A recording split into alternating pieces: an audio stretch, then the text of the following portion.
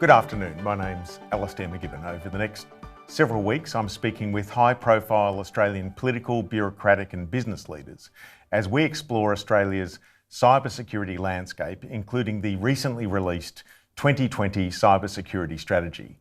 This week's guest brings a perspective on cybersecurity that captures international business, expertise in Asia, and experience running Australia's largest telecommunications company, arguably our most critical piece of digital infrastructure. Andy Penn grew up in rural England, dropped out of school at 15, but studied evenings to earn a business degree, eventually gaining an MBA. He worked for the P&O Shipping Group for 10 years before joining National Mutual, which transferred him to Australia in 1992. After National Mutual was acquired by AXA, he eventually became CEO of that company. He joined Telstra in 2011 and has been CEO for the past 5 years. In November, he was appointed as the chair of the industry advisory panel that helped develop Australia's 2020 cybersecurity strategy, and the strategy closely reflects many of the panel's recommendations. Andy Penn joins us today from his home in Melbourne, COVID-affected Melbourne, so I'm expecting we'll have some connectivity issues, but good afternoon, Andy Penn. Look, Andy, thanks so much for joining me today. This is part of a series, as you know. We had Malcolm Turnbull a couple of weeks ago. I've got Mike Pizzullo next week, and I thought we'd have you on as the chair of the industry advisory panel. Andy, I've already described your quite remarkable, actually, career. Tell me about cybersecurity when you were at, say, P&O or when you were at AXA. Well, I'm embarrassed to say when I was at P&O, when I first joined P&O, the company was using punch card and paper tape. That was just over 40 years ago. So cybersecurity wasn't a prominent issue. And to be perfectly through my time at financial services, really only up in the last decade, I left AXA in 2011, but it was only really in the last decade of the 2000s that cybersecurity started to become a topic or an area of concern. But it's in the last decade in particular, I think, that cybersecurity has become much more of a prevalent concern and issue for us. And I think, that just simply follows the fact that in the last decade, the world has become a lot more digitised. Yeah, absolutely. And so your pivot into telcos came right at the time when that cybersecurity beast started rearing its head, and the role of telcos. I thought I'd start by asking you what role a telecommunications company plays in relation to cybersecurity. Well, look, I think, if you start from the perspective of pursuing me or the more things that we're doing online, the bottom line is the telecommunications network is the fundamental highways or the infrastructure off which the internet operates.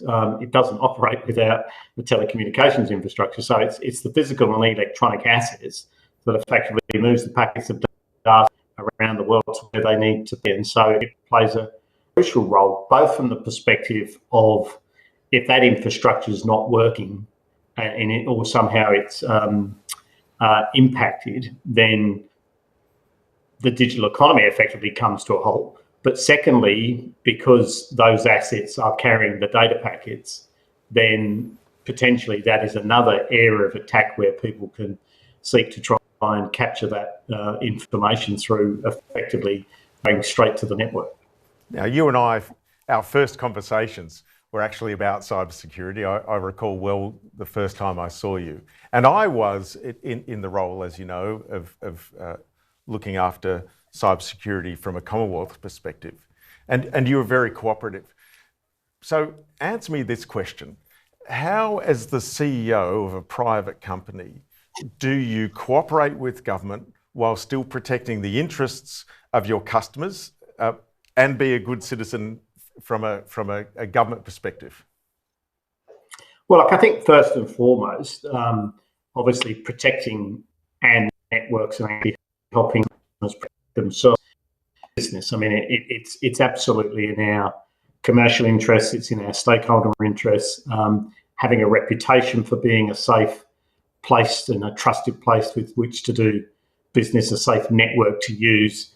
That is fundamentally a part of our reputation and our business, and also ensuring that Australia has similar attributes is in our interests as well, because we're competing internationally. So I think basically our interests and the government interests are, overwhelmingly aligned in by far the majority of cases. And of course, the government is, in many respects, is also a very important customer of us, and so therefore the government having trust in us, operating very effective networks and safe networks is important. And so therefore, the more we partner together and the more we give the opportunity of the government to build that trust by us also doing the right thing and supporting government and supporting the various different agencies within government, I think it's mutually benefits all of us. But not always, of course. So when there's metadata legislation or the TOLA Act that looks at encryption, you will put your view pretty firmly to government. How do you stop yourself being seen as a captive of the government on the one hand, or still continuing the old Postmaster General type activities, versus a private telecommunications company having to do the right thing by shareholders and your customers, and of course the citizens, since you are a utility piece of critical infrastructure? Look, I think the government operates this very effectively by virtue of giving private industry the opportunity to have a point of view and legitimately considers those points of view. I think at the same time, when I look at government, I realise that government is in a unique position, sometimes relative to private enterprise, to have more of the facts, understand more of the issues when they play into geopolitical and national security considerations. And in some instances, it's only the government that can make the best call in certain circumstances. But I mean, I think my appointment as chair of the industry advisory panel to the government on the cybersecurity strategy in of itself, I think, is a measure of that, because I didn't design the strategy. I ran a panel of independent contributors that gave some input to the government, and it was encouraged us to challenge them. And we may not have agreed with everything, and the government may not choose to implement all of the things that we offered in terms of our recommendations. And so similarly with the consultation paper at the moment on critical infrastructure and systems of national significance, the government ultimately will make the decisions it seeks to make or needs to make in relation to those regulatory changes, but it is going through a consultation process. And I think, we do have a voice and we have a role to play in those consultation processes. In fact, Andy, it's like you read my next question, which was to say that you were appointed as the chair of the panel, that you made a number of quite firm recommendations. On balance, how much do you think the government listened to your report? So to those at home, the industry advisory panel report, which came out a week or two before the federal government's 2020 strategy. Do you feel like the government has taken a lot of your views, some of your views, or a few of your views? Oh, no, look, I think they've taken a lot of our views. And I should also say that was a consultative process, because whilst our report, as you said, was tabled a week or so before the government tabled its strategy, that was after 13 industry advisory panel meetings, including those, some of which were attended by the Minister, many of which were attended by Mike Bazzulo, who you says on your program in a week or two, many attended by the head of the ASD, representations from the Director General of ASIO, head of the Federal Police. So it was truly consultative. It was a consultative process, and we discussed it along the way. I think the question in my mind, and I think for the government, and this is easy for me to say, it's obviously hard to do and implement, is that the government's made quite a significant financial commitment and I think been quite ambitious in taking on a lot of recommendations. The question will be the rate and pace at which it can actually implement them. Look, absolutely. Having been someone trying to do the one before, You can make a commitment, delivering on it can be tougher. So can I ask you this before we get into the actual report and then obviously the 2020 strategy?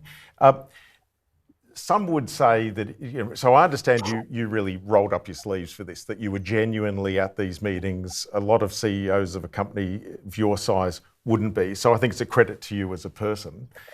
What do you say to prospective other industry people on that engagement with government? What's the return for you? How does it feel?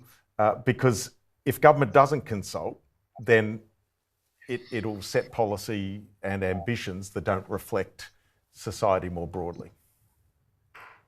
Yeah, no, and I think government, and this government in particular, has shown a propensity to consult, not just obviously through my experience with the industry advisory panel, but I also think through COVID, I've been to numerous briefing sessions and engagements over the last several months with the Treasurer, the Health Minister, the Minister for Communications,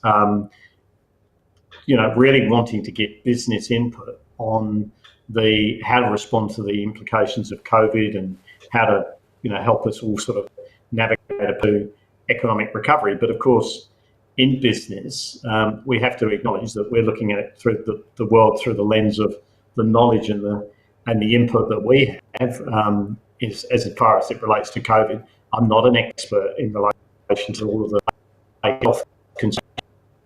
Talk about the from a business and an economic standpoint. And so I also have to trust government that they will be able to take in and balance all of those considerations. But if you're not prepared to lean in and be part of the conversation, you can hardly sort of expect the government to be able to take into account your points of view. Yep. So on the strategy, in your report, you call for a range of things. You call for the government to review the definition of critical infrastructure. It released a paper a week after the strategy doing that.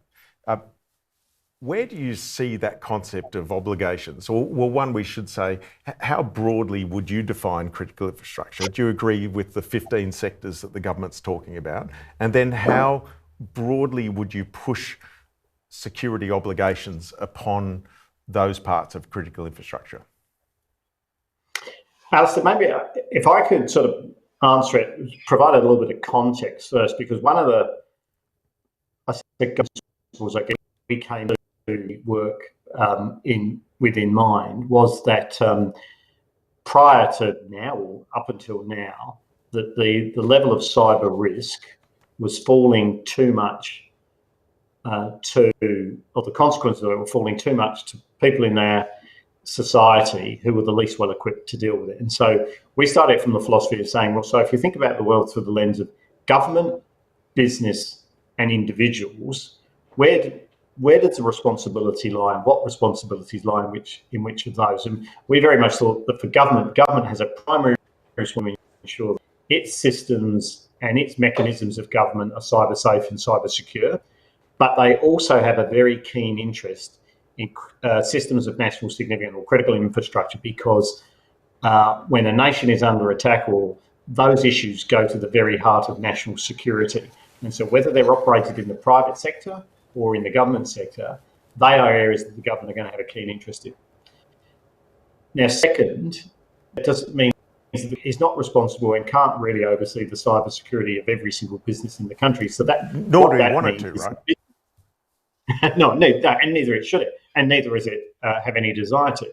But what it does mean is that therefore businesses should have a greater degree of responsibility to ensure in the future that their digital products are cyber safe and cyber secure. And then that leaves the individual, who ultimately there is a degree of caveat emptor.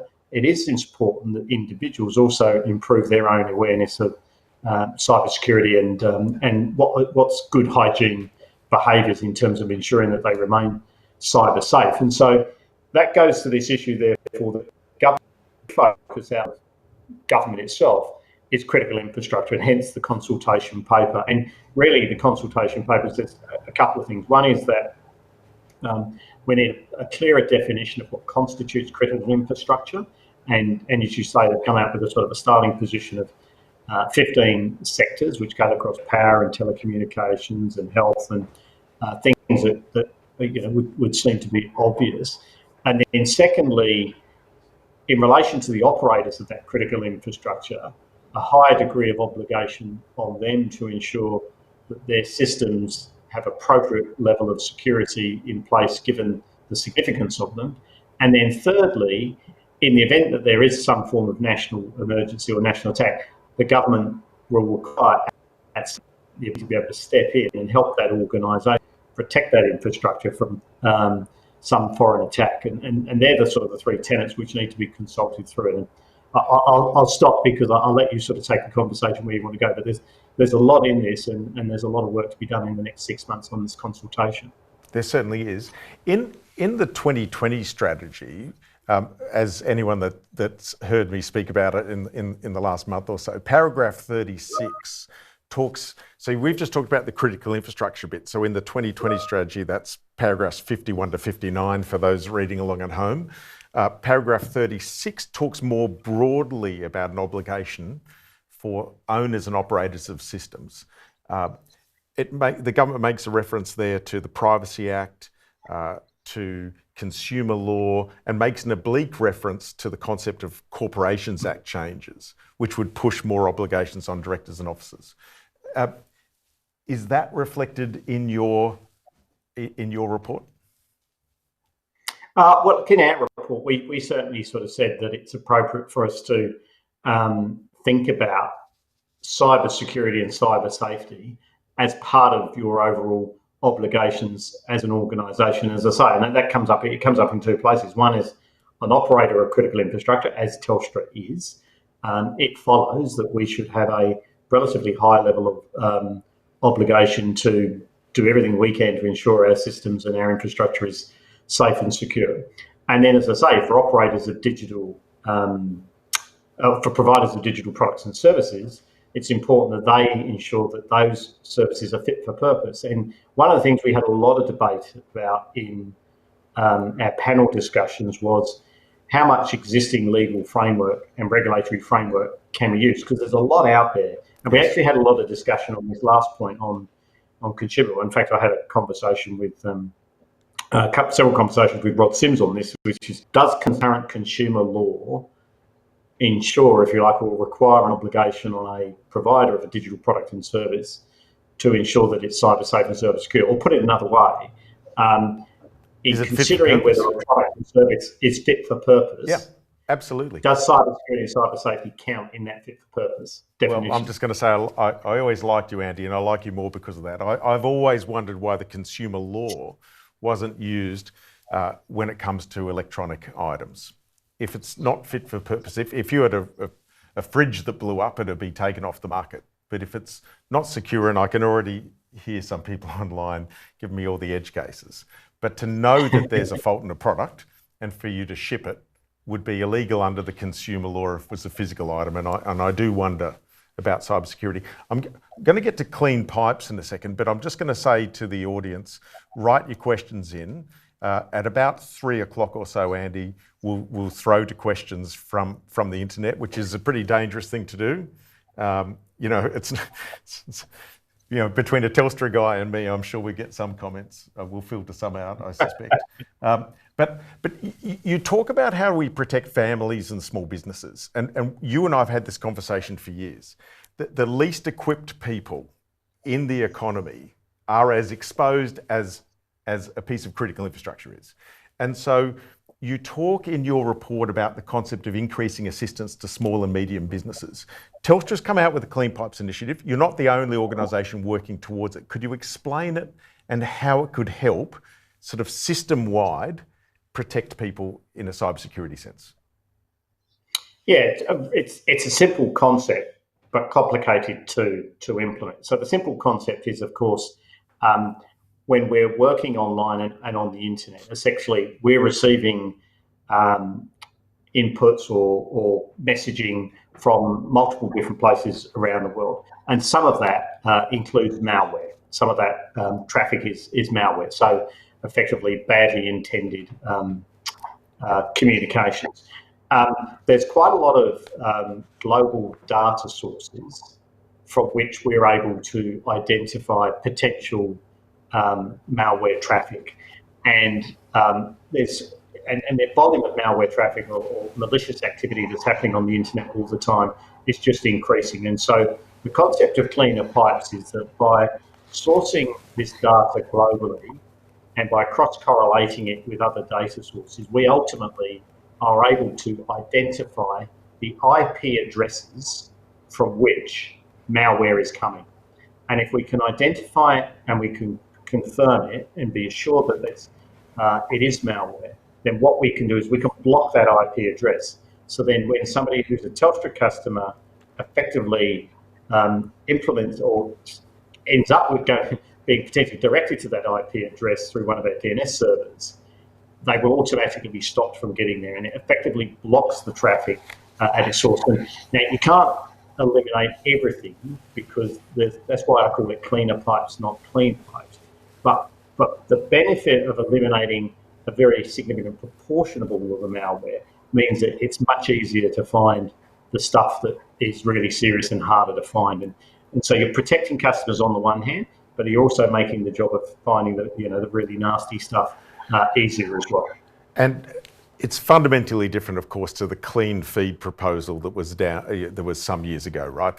We're not talking about pornography or any type of moral questions here. These are technical issues relating to cybersecurity. Absolutely. It's literally just ensuring that we know if there's ransomware or malicious activity and we can trace it back to its source, then we can actually block that IP address. The problem is why it becomes complicated is we're talking about transactions or communications in their billions. And so it's a massive, massive data science, artificial intelligence activity done at incredible scale. And we've also got to make sure that we get it right as well. So we don't want to be blocking stuff with legitimate traffic. Yep. That's the complication. And we're looking also doing it in other areas as well, which will be interesting. We've got announcements coming soon on that. Yeah. I think it's personally a fantastic initiative, and our first conversations were around just that very thing. So I'm pleased to see it. I also saw this week that the government released essentially the IoT code, which looks at building security into products, and you call for that on page 10 of your report. Yes, look, and you think about IoT, so a lot of people talk about 2020s and the period we're about to enter into as the fourth industrial revolution or industry 4.0.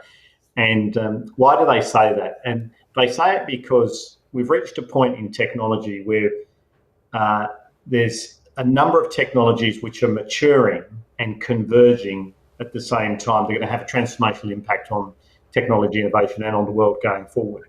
And that's 5G, artificial intelligence, and cloud computing. And if you think about how the world has digitized over the last 20 or 30 years, it's been predominantly in what I would call services-based activities, as opposed to banking and travel booking and those types of services activity. Not so much in what I would call the physical world. And by that, what I mean is like in manufacturing or in logistics or in mining, in agriculture, the physical equipment has largely been operated by people. That's all about to change. And the way it changes is that you infuse physical assets with digital. Essentially, you put sensors in them. Those sensors then capture information around those physical assets. That data is, and why 5G is important is because a lot of these physical assets are mobile and or in different locations.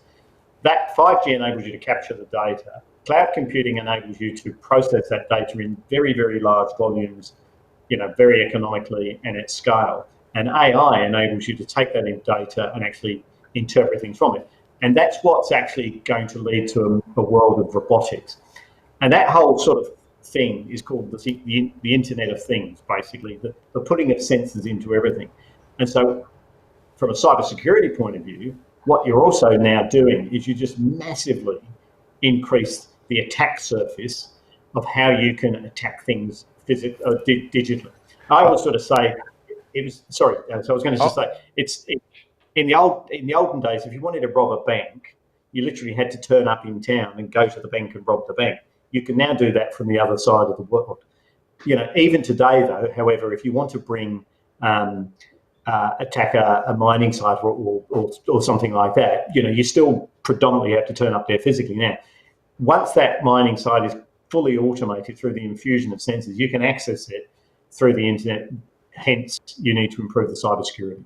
Now, a totally separate discussion for later on. I've always loved meeting the Telstra Labs people, looking at what the future looks like.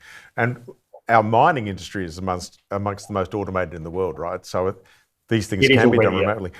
And the natural segue is what happens if 5G goes wrong, if people hack into that IoT. Essentially, it just increases the threat surface and therefore the risk when things go wrong. That's exactly right. I mean, and as I say, I always found it, because I'm not a cybersecurity professional. My background is not as a technologist, but I always sort of translate things from the physical world into the digital world. And I think one of the reasons people find cybersecurity hard to get their heads around is because it's intangible. But if you translate everything into a physical concept, then it's a bit easier to understand. And the simple point is, the more you digitize, the more you increase the attack surface that people can attack digitally as well. And the more you rely upon it, which means night follows day. Yep. Hey, so I'd just like to shift a bit now to the concept of innovation in cybersecurity. I've mentioned your labs. You guys are pretty incredible at that stuff. Your paper talks about the concept of increasing investment in cybersecurity research.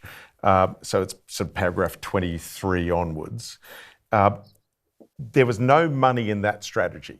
The 2016 strategy talked about how you would invest in the cybersecurity industry, and it was much about opportunity, it is threat. There was no money in this 2020 strategy. What's your view on that? And do you think it's because the market is rising? I asked this question of Malcolm Turnbull the other day, and I'll lead with my answer and say that there's a lot more venture capital, a lot more private equity in the Australian cybersecurity market than there was 4 years ago. Yeah, look, I think there's a couple of things here. There's been some very interesting analysis out of the US on research and development in foundational technologies. And what that research shows is that whilst the level of investment in R&D in the US has continued to keep pace at around about just over 2 to 2.5% of GDP, the proportion funded by the government has actually come down quite materially to about, I think it's about 70 basis points.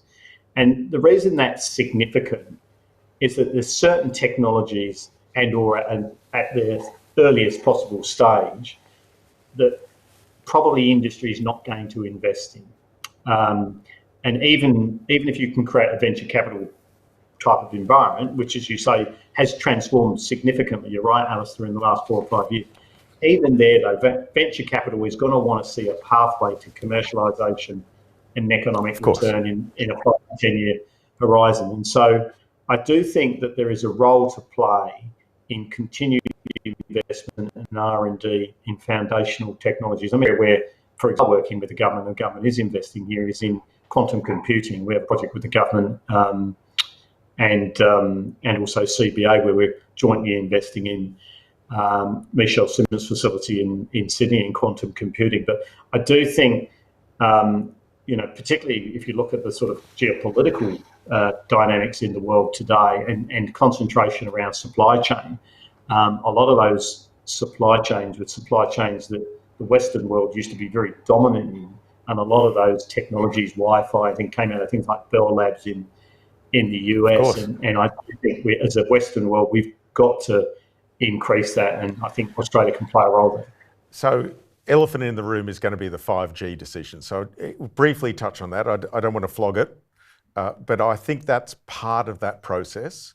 And then I'd like to move on to, how do you think Australia compares to places like the United States and Israel and China, who clearly have become, way more significant in this space in the last couple of years? Look, I think on the latter point first, I think that, whilst we're a smaller economy, as indeed is the case, I think, more broadly on technology, we do punch above our weight strategically. Australians are early adopters of technology. I think Australian companies, push the technology agenda. I mean, we're one of 3 leading companies in the world on 5G in mobile telecommunications as a good example. And so I think Australia plays a significant role in the thinking, if not actually being as significant sort of economically and geopolitically in terms of our overall scale. I mean, I think on the 5G situation, I think the simple point here is that, putting aside sort of east-west type of geopolitics for a second, the simple point is that when 4G was rolled out, the providers of 4G, which is the radio access equipment, the boxes you see on top of a mobile tower, there were probably about 10 or 12 of those providers globally. When 5G is being rolled out, there's really only 4 left. There's 4.5. Samsung out of the and Samsung's a great organisation. Don't get me wrong, but has not been traditionally, deeply into that part of the market. It's obviously a much broader conglomerate, but we've only got 4 left. So regardless of your political thoughts, that's not a good situation to be. When, as we discussed at the beginning of the conversation, the criticality of telecommunications to the overall digital economy and the digital world. And if you've only got 4 suppliers of the radio access equipment, so what we've got to do is find new ways to build diversity into that supply chain and drive more innovation and make sure we don't have such a concentrated risk. Because with the decision, obviously, that the government has made regarding the use of Chinese vendors in that regard, it's really brought the supply chain diversity down to 2 or 3. So I love sovereignty. So I don't mind competing against the Americans. I mean, most people know that, or the Israelis, as much as I like them both. How do we compare against an Israel or a US when it comes to cybersecurity? Do we have niches that you're seeing? And what advice would you give to Australian businesses trying to break into that cybersecurity? I'm thinking about equipment and solutions market. What would it be? Well, I think that we've got a lot of strategic capability in the country and a lot of really smart people in this space. I think it's hard for us to break into the traditional, router, radio access type of heavy, because those industries have been developing for a long time. Those companies that dominate in them have been investing billions and billions of dollars in R&D. They've got, whole libraries of IP and patents that their whole business model is built upon.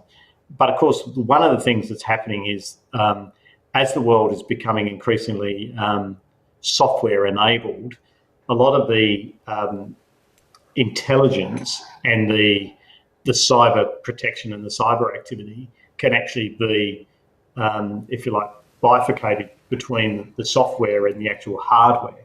And I think that that's a really interesting space for people to play. And so, in the world of telecommunications, as an example, we have this whole thing called network function virtualization, which is to try as much as possible to take the intelligence out of the radio access layer, so out of the physical equipment, and then abstract that up into the cloud. And what that enables you to do is actually operate the network far more efficiently. And if you can also abstract some of the cybersecurity and the cyber protection, that then makes it a software solution, and therefore the barriers to entry in coming up with innovative and new capabilities in software are a lot less than they are coming up with new IP and new manufacturing and telecommunications. Right. So you also call out in your report the CSIRO and DST, the Defence Science and Technology Organisation of the Department of Defence, as leading these things. What would an organisation, or could an organisation the size of Telstra do to drive some of that innovation as well? Well, look, we have over 500 cybersecurity experts within our organisation already. We have very strong, partnerships with many of the international players, obviously, people that I've mentioned. We're also closely involved in many of the strategic discussions. And so we do invest quite a lot already in this space and contribute to the debate, as we've sort of previously discussed, both at a sort of a national security level, but also at a sort of a commercial level as well. And we'll absolutely continue to do that. And some of those experts, I thought I'd call some out. So Berend Loudenbach, our mutual friend, has left us the size of Telstra and gone to Toll, certainly an organisation that's experienced cybersecurity issues over the last year.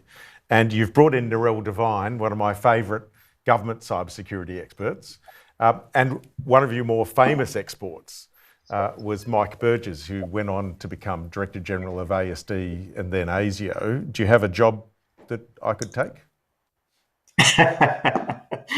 Well, it's a very small community, as you and I know, Alastair. And just wondering if there's something in the water there in Telstra that just basically you bring them in and then you turn them out to bigger jobs.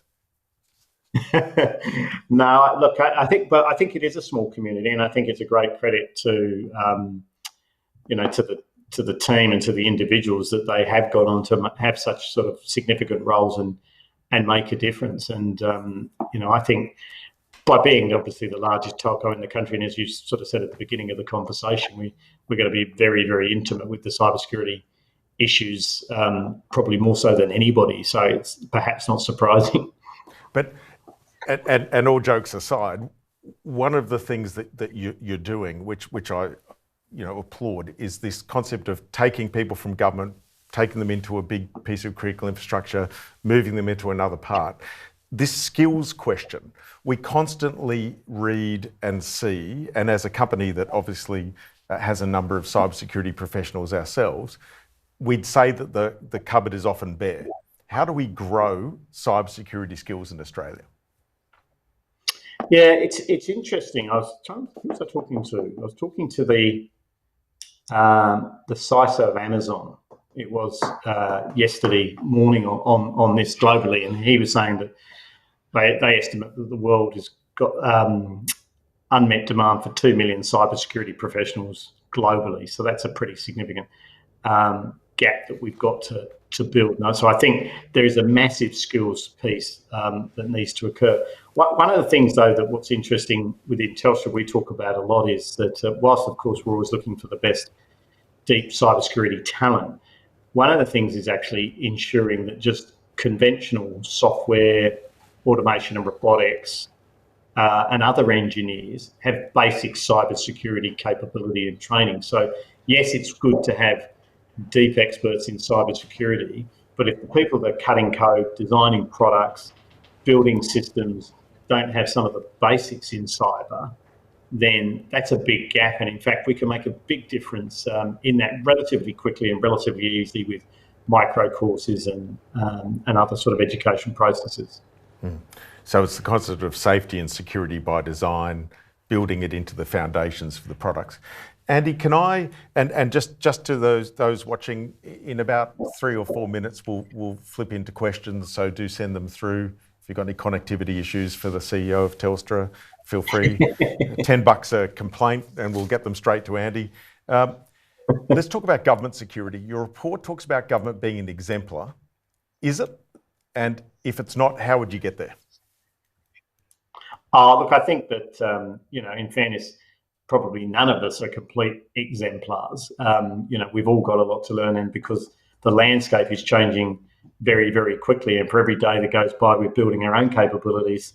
Those that will do bad against us are becoming more and more sophisticated. So it is a bit of an arms race. But I think I think it is important that the government takes lead and endeavours to be an exemplar of cybersecurity on the one hand, to really show that leadership to the rest of the society and rest of the community. It was interesting, the Prime Minister gave a speech, this was pre-COVID, in November of 2019 at the National Press Club, and his aspiration at that point was by 2030 for Australia to be a leading digital economy. Well, you're not going to be a leading digital economy unless we're also a cyber safe economy as well. So it obviously goes hand in glove. And so I think, there's things that the Australian government do incredibly well. And obviously there's areas for improvement as well. And I think, particularly in some of the smaller departments of government, it's much harder for them to have the level of resource and capability.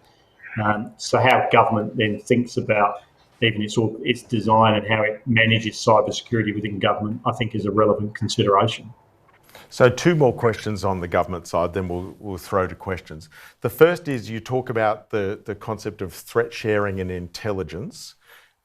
How can medium and large organisations, critical infrastructure or not, participate in that intelligence flow and contributing to it with government? Well, this is where we see the Australian Cybersecurity Centre and Joint Cybersecurity Centres playing actually quite a critical role. I mean, I think there's a digital technology platform aspect to this, so literally sharing things digitally, but actually those centres playing a role in collaborating between industry and government, and it comes up in a number of dimensions. You talked about research and development before. I mean, most of the innovation in cybersecurity actually is in the private sector, not in the government sector. And so, again, there's another reason why this collaboration needs to help. And I think information sharing has always been a slightly contentious area for a couple of reasons. One is because I think that when people have a cyber threat or think there's a cyber attack, they're very reluctant to be open about it because they think in some way it's going to reflect badly on the one hand. And then on the other hand, I know that industry often sort of thinks that government's holding back on them with threat information which will otherwise be helpful, whereas my instinct is it's actually because they don't necessarily have all of the details that perhaps the industry thinks that they have. And so I think trying to build trust in that information sharing area is going to be critically important.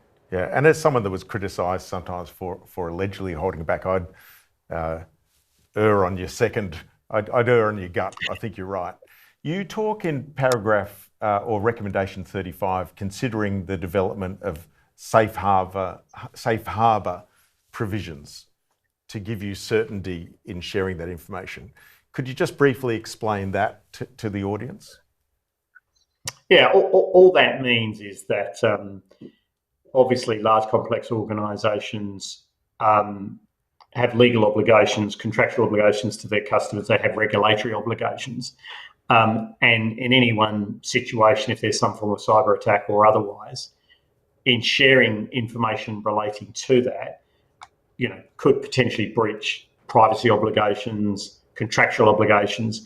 And so what the concept of safe harbour means is that the government effectively provides some form of indemnity or protection against prosecution. If we were to breach the Privacy Act by virtue of sharing information through this process, that a mechanism is set up that ensures that the organisation is protected in that regard. Right. And that could also be the sort of concept of collusion and other things between organisations. And so the ACCC... Yeah. That would be another example of it. I mean, I think another example is in the whole critical infrastructure space where the government would like to have more powers to be able to step in and assist in the defence of critical infrastructure. But let's say that happens as a consequence, or not even deliberately as a consequence, what happens in that process is that there's some failing in the system, and then I've got a whole bunch of customers who've got suddenly suing me because I've let them down. Then where does the liability for that all lie? And so I think this whole concept of safe harbour is going to be important in unlocking government and enterprise working more closely together. Yeah, certainly one of my questions with the critical infrastructure paper that they released is I understand the authority of the government being able to respond. Clearly, I'm a former government guy and I'm very supportive, but do they know the systems that they're in to defend, and what happens if they did some unintended consequence? If you drop an interconnector between a state as an electricity company, etc. So safe harbour is one of the ways to deal with that. So Andy, look, I really appreciate this. The dangerous part is now throwing to questions from the public, which we're about to do. I'll let you censor any of them if you like, but we're just going to flick now. I think they're going to come up on screen. Okay, as a member of the 2020 Cyber Strategy Working Group, what's the one reform that you're most proud of? Well, the reforms haven't actually started yet. So, I mean, as I said, we're actually providing the... You can claim credit for something if you like. You're safe here. Sorry? You can claim credit if you like. It's okay.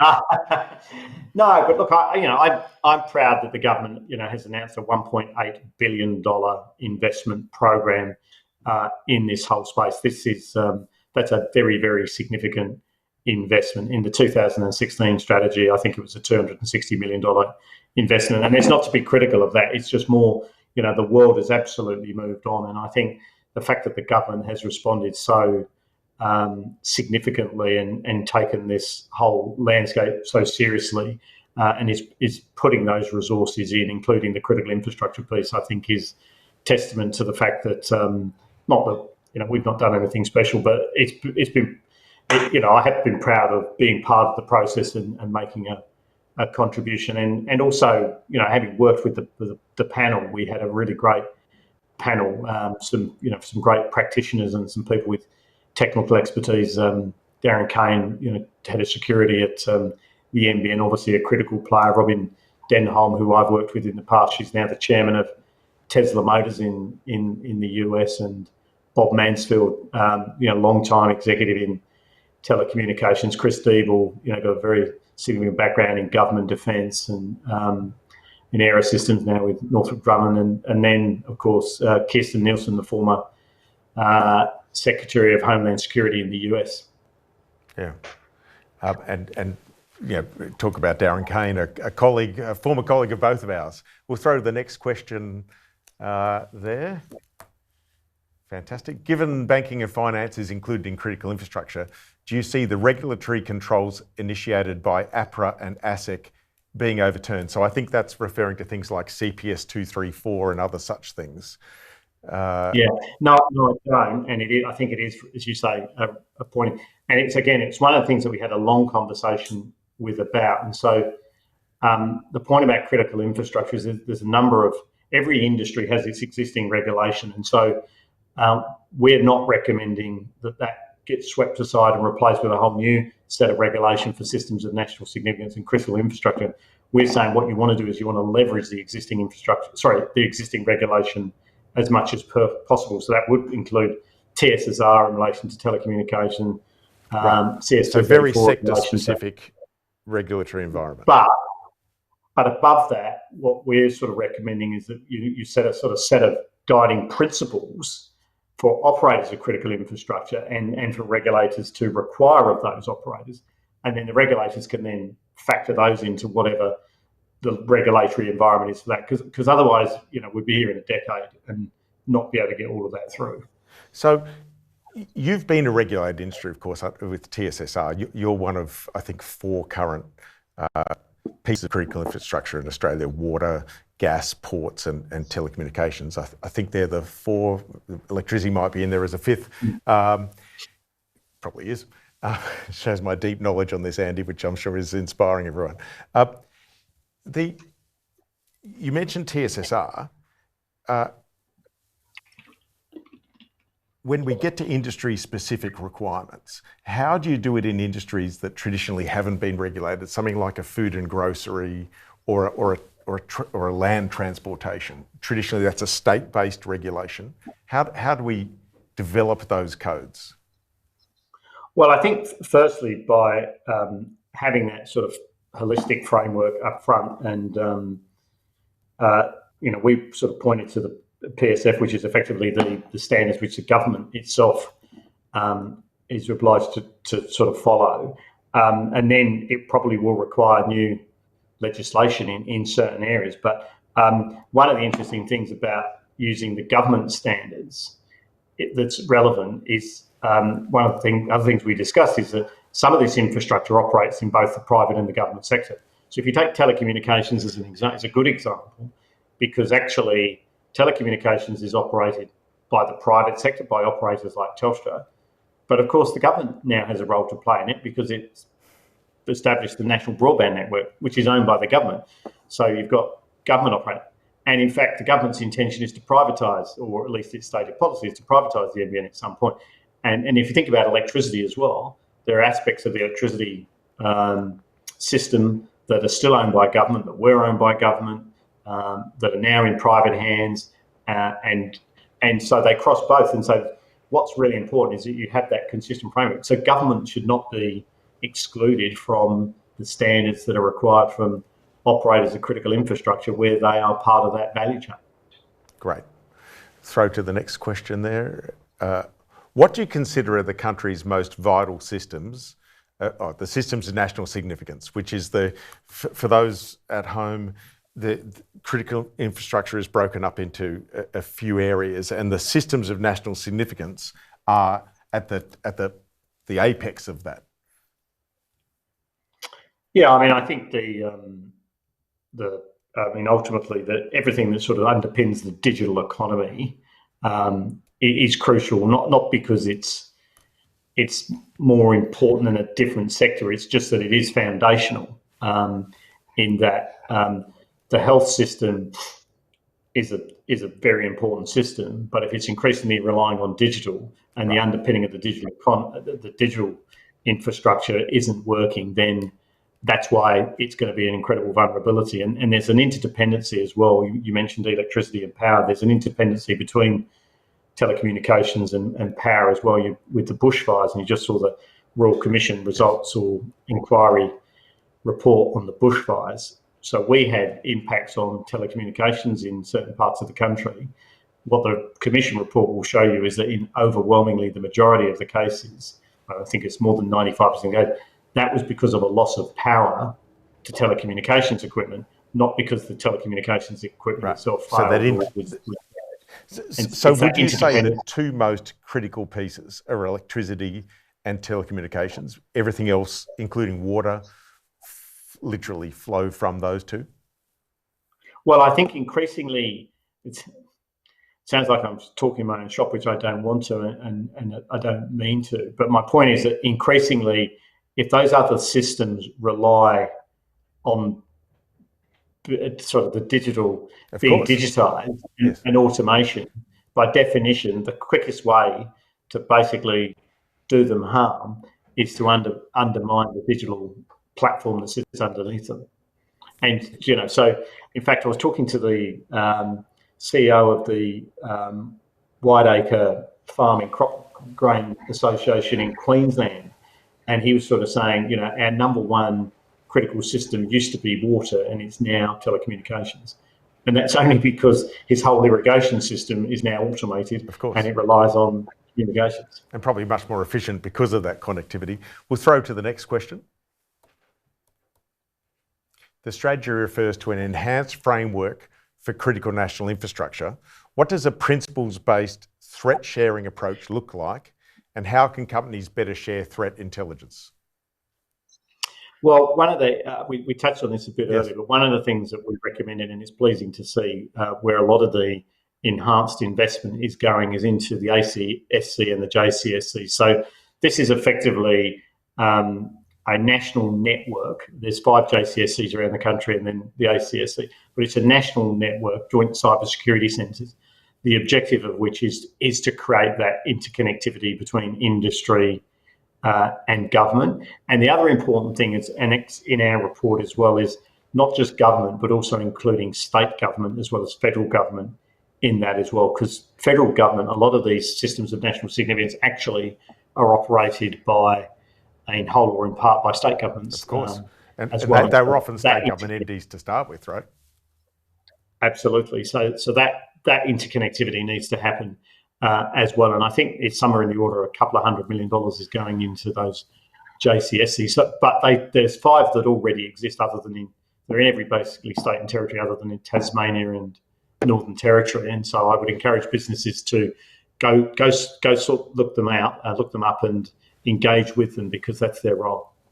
So your report actually goes to some length giving advice on making the JCSCs work. Funding them, I think, is a good start.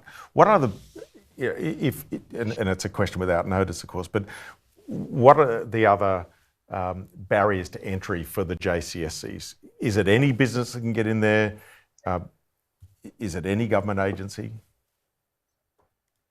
No, I don't think there's any barriers to entry. One of the other things that we did recommend is setting up a national governance framework for them. And at the moment, they're a little ad hoc, and they're also at different levels of maturity, and they're not as interconnected within themselves and into federal and state government as they could be. So, for example, having a local board on each JCSC and then a strong connection between that and the ACSC, but then also in relation to the representation of the local boards, also state government representation and involvement. And I just think building that sort of network it will be very important. Yeah. Well, look, Andy, we're going to take one more question, then we're going to wrap. I know you've got a day job, so we'll throw to that last question. Now, it's not got to do with the connectivity near my home, which is surprising. What action is needed to protect the elderly and vulnerable from remote access scams originating offshore? Yeah, no, well, look, it's frightening just the volume of them, and even during COVID, that we've seen an increase, and we've seen, of course, a lot of very ingenious, unfortunately, malicious scams using COVID as some form of legitimate cover to trick people into clicking a link or allowing malware into their system. And so this is where the awareness building and the hygiene behaviour sort of training needs to come in. And so in conjunction with some of the work that we're doing around things like clean pipes, as I've already mentioned, we're doing similar work on phone scams. Obviously, they're not originating necessarily out of IP addresses, but there are some analogous technologies that we're looking at. SMS is another one, and unfortunately, we cannot. No one single organisation, whether it's Telstra or anybody else or the government, cannot completely block all of this activity. It's just coming from too many places, and it would be impossible to be, and partly because you just don't know whether it's illegitimate in the first place. And so ultimately, whilst there's a lot of technologies and investment going into this, I think there's more work that needs to go into building awareness. And you and I know, Alastair, that the significant vulnerability to cyber security and cyber attacks is rarely the technology weakness. It's the person, right? Yeah. It's the person who clicks the link, and and these days increasingly opens up some sort of attachment on an SMS. And so if in doubt, just don't know. And again, in your report, you talk about more funding to help the victims of identity theft and the like. Was that organisations like ID Care, or what were you thinking in that report? Yeah, no, absolutely. It's ID Care. I mean, because just the volume of activity that they're seeing and responding to, they're going to need their funding increase to help out those people that have been impacted. Well, look, Andy, I could talk all day with you. I've clearly really welcomed your really forward-leaning approach when I was in government, and it's clearly still there today. And I think to the credit of you and Telstra, and to the benefit of the people of Australia. So thanks for sharing time with us today. All going well next week.